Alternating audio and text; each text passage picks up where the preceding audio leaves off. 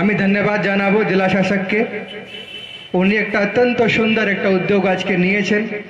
একটা সুন্দর পদযাত্রার মাধ্যমে দেওয়ালিয়া বাজার থেকে শুরু করে এখানে অবধি আমরা হেঁটেছি।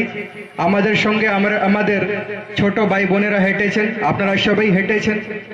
সবাইকে আমরা সম্পূর্ণ রাস্তায় সচেতন করতে এসেছি কি এটা বেআইনি মদ, চুল্লু মদ, এটা খেয়ে শারীরিক, আর্থিক, সামাজিক কি কি ক্ষতি হয়, তার কি কি দুষ্পরিণাম আছে, তাদের ব্যাপারে সবাইকে সচেতন করে আমরা আজকে এখানে একত্রিত হয়েছি।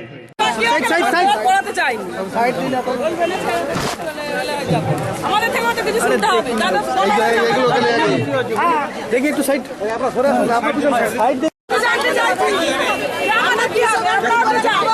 আমরা